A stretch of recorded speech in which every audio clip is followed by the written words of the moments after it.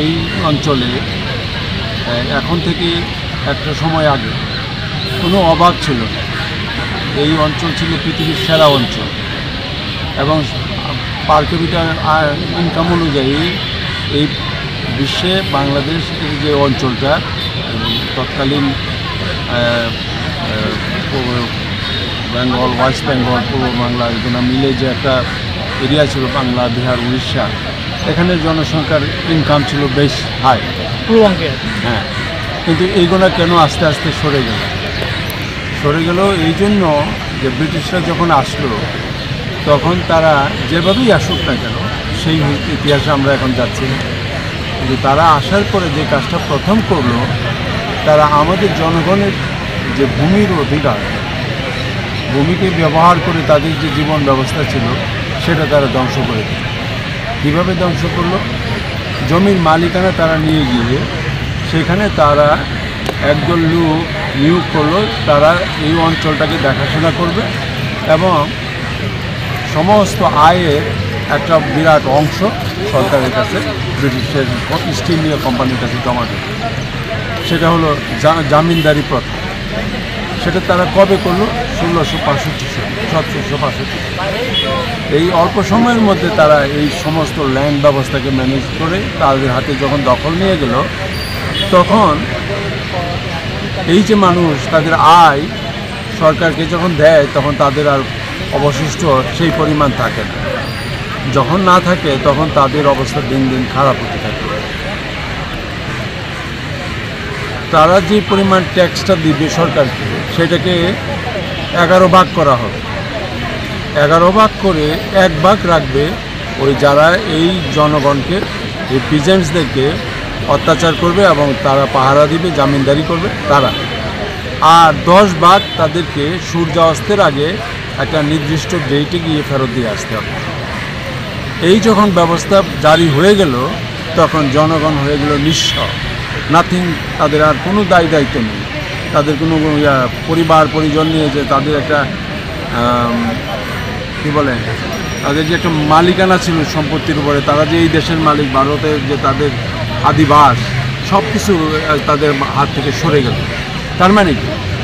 তারা কোনো কিছু করার শক্তি নাই।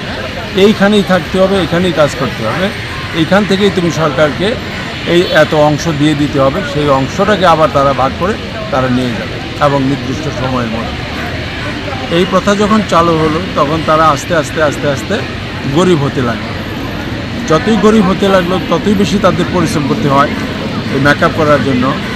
এবং সরকার অবশেষে দেখলো যে তাদের যে রেভিনিউ এত বেশি তারা চার্জ করছে, এখন রেভিনিউ টোটাল রেভিনিউ কমে যাচ্ছে, কিন্তু রেট অফ রেভিনিউ তারা যে চার্জ করতেছে, ট্যাক্স চার্জ করতেছে, সেটা বেড়ে গেছে, কিন্তু তাদের টোটাল রেভিনিউ কমে যাচ্ছে। এই জন্য তারা কন্টিনিউয়াসলি বাড়াতে লাগলো। ওই সময় যখন নবাবের আমলে তখন ছিল 10 to 15% ট্যাক্স ছিল, 10 to 15% সারা অঞ্চলে। যেখানে জমি জমা খুব ভালো ছিল সেখানে সামান্য একটু বেশি চার্জ হতো, আর অন্যান্য নর্মাল ক্ষেত্রে এটা সবসময় কম ছিল, 10% ছিল। তো সেইখান থেকে যখন জনগণ একদম 65% পর্যন্ত দেবে, 60 থেকে 65, তোমার 10% থেকে যদি তোমার ট্যাক্স দিতে হয় 65 থেকে 65% পর্যন্ত ওই একই জমিতে, একই ইনকামের মধ্যে, তখন মানুষ আস্তে আস্তে আস্তে আস্তে গরিব থেকে গরিব হতে হতে 1970-এর মধ্যে, 1770-এর মধ্যে এখানে একটা মহামারী দেখা গেল, এই দুর্ভিক্ষ দেখা গেল। এই দুর্ভিক্ষে এই বাংলা, বিহার, উড়িষ্যার প্রায় 3 ভাগের 1 ভাগ, 3 কোটি মানুষের 1 কোটি মানুষ মরে গেল। তখন তাদের ইনকাম আরও কমে গেল, কারণ যারা ইনকাম করতো তারাও তো দুনিয়াতে না, ইনকামটা আসবে করতো, কারণ তারা পাগল হয়ে আরও ট্যাক্স বাড়াতে যায়। কারণ এছাড়া এরা ফিউডালিস্টিক, এরা সামন্তবাদী, এরা ইম্পেরিয়ালিস্ট। তারা জানে না অন্য কীভাবে আয় করতে হয়, অন্য কীভাবে মানুষের কাছ থেকে আয় করতে হয়। যে তাদেরকে যদি সুযোগ দেই তারা বেশি ইনকাম করবে, সেখান থেকে যদি আমি একটু বেশি চার্জ করি তাহলে অসুবিধা হবে না, কিন্তু ওই মানসিকতা, মেন্টালিটি তাদের তখন ছিল না। ফলে তারা ট্যাক্স বাড়িয়ে গেছে আর জনগণ গরিব হয়েছে। তারপরে শেষে জনগণ তাদের জীবন দিয়ে দিল।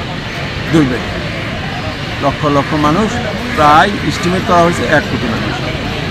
সেই থেকে এই আজ পর্যন্ত এই বাংলা বিহার উড়িষ্যার যে মানুষ, তাদেরকে আমরা ওই শান্তি দিতে পারি। আজও জনগণের জমি দেখো সরকারের কাছে। আজকে তুমি এসিল্যান্ডের অফিসে যাও, এখানে যাও, সেখানে যাও, কিন্তু সবসময় তুমি তাদেরকে ওই আগের মতো ধর্ণা দিতে তার তোমরা সত্যিকারের মালিক। ফলে তোমাদের যে উৎপাদন, এই উৎপাদনের উপরে সরকারের দখল। তুমি প্রতিবার যাও, ঘুষ দিতে হয়, বেশি খরচ করতে হয়, তোমার উৎপাদন কম হয়, বন্যা হয়।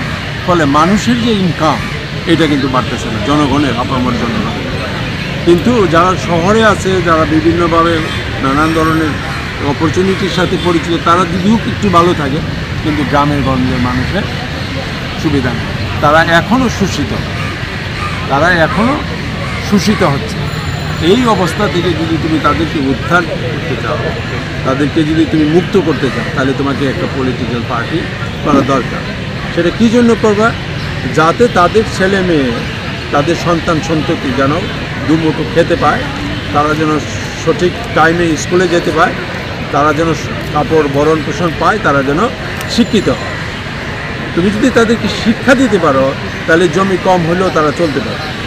এরকম একটা পরিকল্পনা যদি তোমার না থাকে, শিক্ষাকে তুমি নাম কাস্তে দিয়ে রাখলা, ওই শিক্ষার কোনো মর্যাদা নাই, কোনো ভ্যালু নাই। এই শিক্ষা দিয়ে তারা কোনো কিছু কাজে আনতে পারে।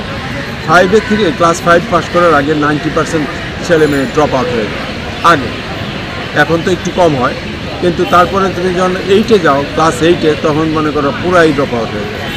তারপরে যতটুকু থাকে সেটা সামান্য।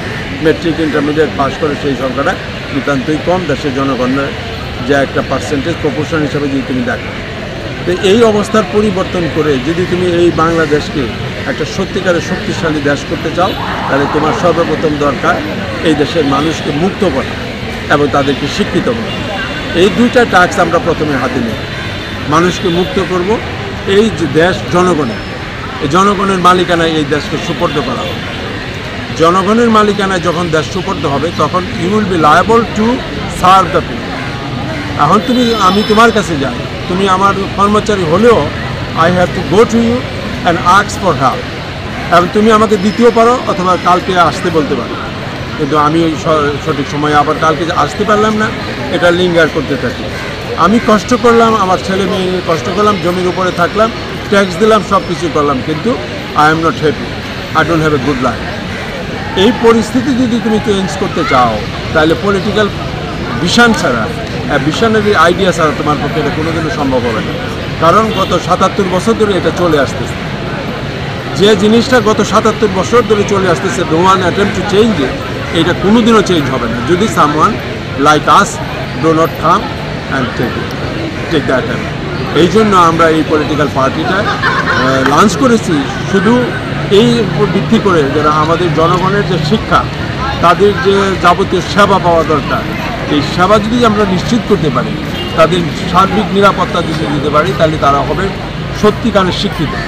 যখন তারা শিক্ষিত হবে, তাদের ইনকাম বাড়বে, তারা দাবি করতে শিখবে, এবং তাদের জীবন তারা কীভাবে গড়বে সেটা তারা গ্রামে বসেই আমাদেরকে বলতে পারে। তখন আমাদের এই অ্যাসিল্যান্ডের অফিসে এসে তাদের কাছ থেকে লেসন শুনতে হবে। কোর্টে আমার জীবন কাটাতে হবে, মামলা মকদ্দমায় আমার সময় নষ্ট করতে হবে। তুমি যদি আমাদের বিষয়টা বুঝতে পারো, if you are given the right written constitution of our political party and the manifesto of the political party, তাহলে তুমি দেখতে পারবা যে this few people arrange this political party, they are going to accomplish something. আল্লাহ যদি তাদেরকে রহমত করে, সেই জন্য আমরা পলিটিক্যাল পার্টি করছি। That is our main objective. The people should be free, they should work for them, they will be rich and they will take care of themselves, they will be educated and healthcare will take care of them. I hope no problem, they will have no problem. And this is the motto we have.